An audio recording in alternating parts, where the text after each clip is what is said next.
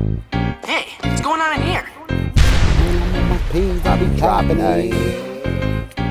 I be dropping it. Man, What's up, everybody? I be I'm dropping host Polo. This is Let's Pop About It TV. Now, who would have thought this whole situation between the Game and Kendrick Lamar would turn into a pot that's still boiling? It seems like the Game is trying to make his way back into the rap conversation, and at the same time, he's putting a lot of the blame on his relationship with Drake for why certain people don't rock with him. And honestly, I can see why that might be part of it. But here's where I have a problem with the Game. Why pick a side? If Drake is your friend and Kendrick is your friend, sometimes you gotta step back and let two grown men handle their own situation. Especially when both of these dudes come from the same city. You're from Compton, Kendrick is from Compton, and Drake is your friend. So why put yourself directly in the middle?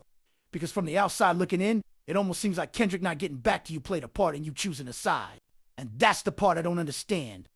Sometimes you gotta ask yourself, is this really worth it? Kendrick is on a serious run right now. He's got the West Coast buzzing, the culture talking, and people looking at the West Coast again.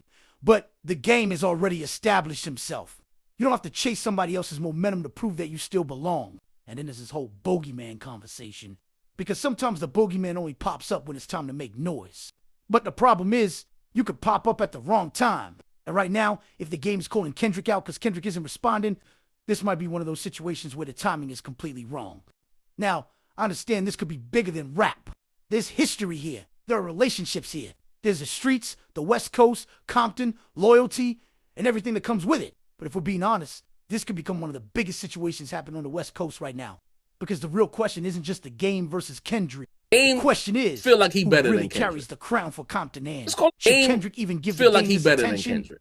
Because from the way it looks, the Game seems prepared and he seems ready to take this wherever it goes.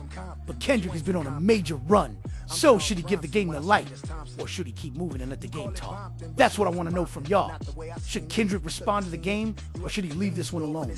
Drop your opinion in the comments. Make sure you like, subscribe, and turn on those notifications because this is Let's Pop About It TV and we're going to keep popping about it. This guy Thank called you, out Polo. Until literally next time, stay everybody in the locked game. Then when those same people started responding to him, he didn't have nothing to I say. think he always wanted to challenge Kendrick, just maybe even lyrically. But I think the way the politics is set up in LA, it just wouldn't be that. It couldn't just be some lyrical shit on wax. They're both, have gang ties, even if you want to say Kendrick's not a gang member, but, the whole TDE, they're bloods. And I think he's just always been in like this really lame duck position where he seems like he's begging for acceptance from Kendrick. And I'm like, dog, how are you begging for acceptance to a nigga you passed the torch to?